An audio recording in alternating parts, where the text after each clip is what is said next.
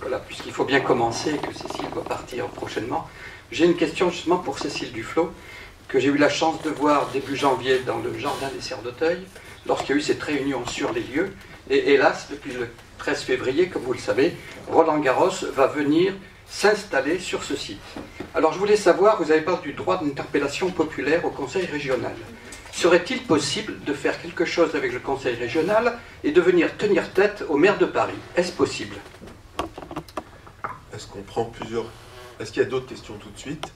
Avant que je passe le micro. Alors ce sujet, si vous voulez, intéresse quelques Vendéens. Ici, nous sommes plusieurs à avoir travaillé sur le site où il travaillait en ce moment. Monsieur, il travaille ces jours-ci. Donc ce sujet nous tient à cœur et une centaine de Vendéens ont signé la pétition « Sauvons les Serres d'Auteuil ». Aujourd'hui, cette pétition a 42 000 signatures. Voilà, c'est terminé. Si quelqu'un veut poser une autre question, je vous passe le micro.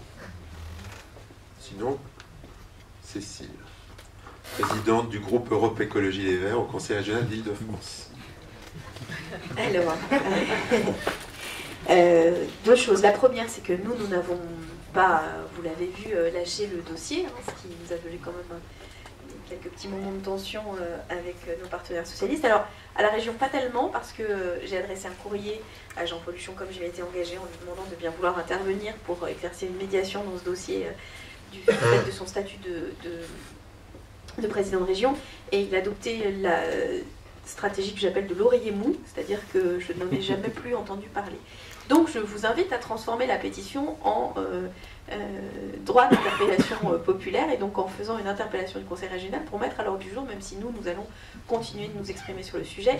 Je pense que de toute façon, pour dire les choses de manière assez directe, le dossier va se porter sur le terrain judiciaire, puisque comme on l'avait pointé, le dossier tel qu'il a été présenté est quand même extrêmement fragile juridiquement, puisque il vise à construire à la place de serres dont les fondations et le bas de la structure date du début du XXe siècle, de construire un court de tennis qui, si effectivement il ne conduit pas à la destruction des serres historiques, je vous invite chacun à aller y faire un tour, fera un mur de 25 mètres, si je ne me trompe pas, à environ 6 mètres de l'extrémité de la serre historique. Donc vous imaginez que effectivement, quand on dit l'argumentaire du maire de Paris est toujours de dire « nous ne touchons pas aux serres historiques », bah oui, c'est sûr que s'il y a un mur de béton de 25 mètres de haut à 6 mètres de la serre, factuellement, on n'y touche pas. Mais en termes d'état d'esprit, en termes de fonctionnement des serres, et surtout avec la mise à disposition de tous les locaux techniques pour toute l'année auprès de la Fédération française de tennis, de fait, on tue le fonctionnement des serres,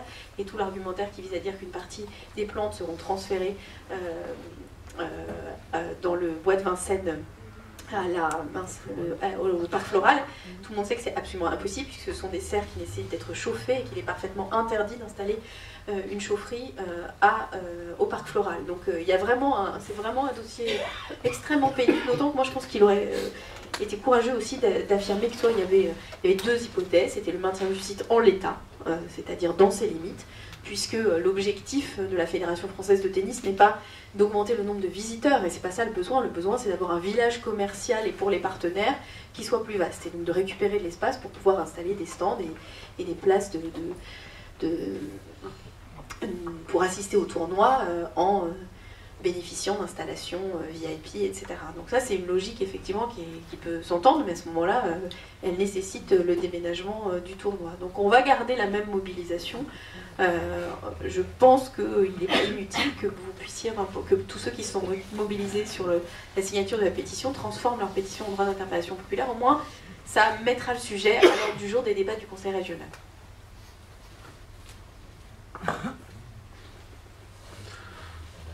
Vous êtes très calme. Éventuellement, monsieur.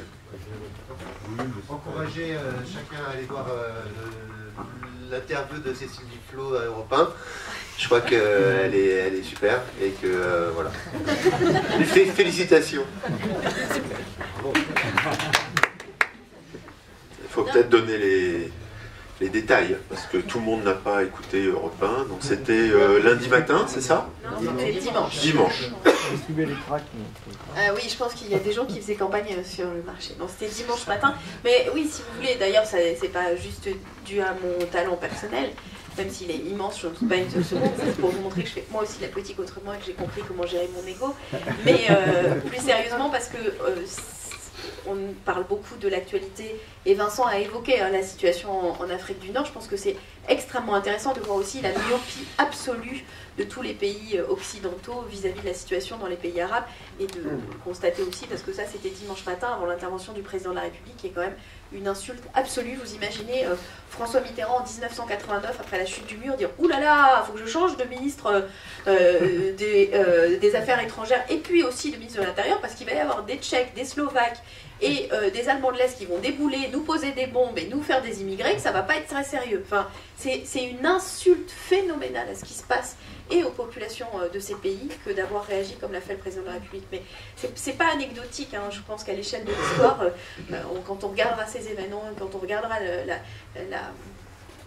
l'histoire de la France, je pense qu'il y a parfois on est face aux événements historiques et les gens se révèlent ou pas, et ben je pense que celui-là, effectivement, il aurait mieux fallu qu'il reste président du Conseil général du 92. Je suis désolée, Vincent.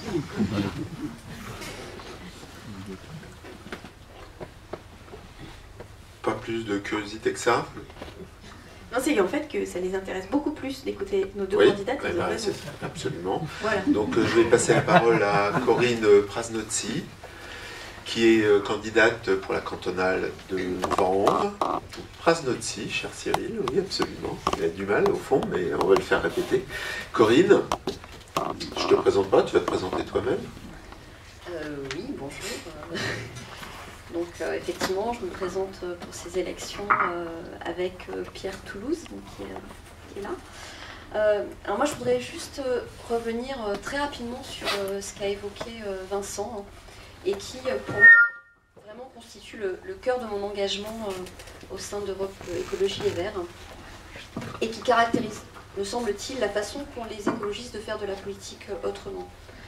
Europe Écologie Les Verts porte une vision globale des enjeux et des réponses à y apporter. Et c'est le seul parti, à mon sens, qui a cette pensée décloisonnée. Alors je m'explique. Nous avons en France, depuis longtemps, depuis toujours sans doute, des politiques sectorielles qui sont menées. On a une politique de la santé, une politique de l'environnement, une politique des transports, une politique de l'énergie. Et on en arrive ainsi à des aberrations, comme le scandale aujourd'hui des autorisations pour l'exploitation des gaz de schiste. C'est une mauvaise réponse du gouvernement à un problème énergétique. C'est une réponse qui ne prend absolument pas en compte les risques sanitaires et les risques environnementaux, avec tout ce qui est pollution de l'eau, pollution de l'air, qui sont des risques avérés autour des puits existants aux États-Unis. C'est également une mauvaise réponse qui prend pas du tout en compte les conséquences économiques que peuvent avoir ces exploitations dans des régions comme la Seine-et-Marne, qui, je vous rappelle, est quand même un grenier à céréales de l'Île-de-France, en Ardèche, dont toute une partie de l'économie porte sur un tourisme de nature. Donc des exemples comme celui-là, on peut vous en citer des centaines, des milliers, et à tous les niveaux territoriaux. Et bien évidemment au niveau du Conseil général des Hauts-de-Seine. Le Conseil général des Hauts-de-Seine, par exemple, continue à soutenir l'hyperconcentration des bureaux à la Défense, en dépit du manque de logements autour de la Défense et en dépit des tensions autour des transports pour aller jusqu'à la Défense. Il y a aussi le problème de la RD7 qu'a évoqué Vincent. Voilà, donc c'est pourquoi nous proposons, nous, pour cette prochaine élection, pour cette prochaine échéance électorale, nous avons un programme, et à l'intérieur de ce programme, parmi les différentes propositions que nous faisons, nous voulons mettre en place une évaluation systématique des politiques menées par le Conseil général, afin d'avoir un point de vue global sur les conséquences en fait, des projets du Conseil général. Évaluation du point de vue sanitaire, du point de vue environnemental et du point de vue social. Voilà, et moi c'est bien pour faire de la politique autrement, avec cette vision décloisonnée, que je me présente pour ces élections cantonales. Voilà, je vous remercie.